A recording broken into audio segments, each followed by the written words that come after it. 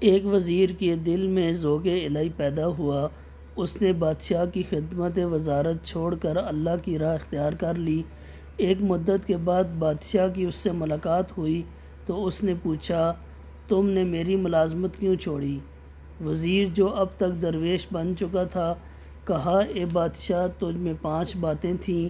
ایک یہ کہ تو میرے سامنے کھانا کھاتا تھا لیکن مجھے نہیں کھلاتا تھا۔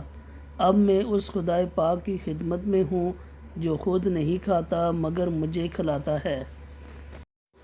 دوسری یہ کہ میں تیرے سامنے کھڑا رہتا تھا لیکن تو نے مجھے کبھی بیٹھنے کو نہیں کہا۔ اب میں اپنے پروردگار کی خدمت میں ہوں تو وہ مجھے 4 رکعت کی نماز میں 2 دفعہ بٹھاتا ہے جس سے مجھے اس کی عبادت کرنے میں آسانی ہوتی ہے۔ تیسری بات یہ کہ تو رات کو سوتا تھا اور میں تیری حفاظت کے لیے جاگتا تھا۔ تم نے کبھی نہیں کہا تھا کہ گھڑی بھر تم بھی سو لو۔ اب میں اپنے پروردگار کی خدمت میں ہوں تو وہ خود نہیں سوتا بلکہ میری حفاظت کرتا ہے اور میں سوتا ہوں۔ چوتھی یہ کہ میں ہر وقت ڈرا رہتا تھا کہ کہیں تم مر نہ جاؤ۔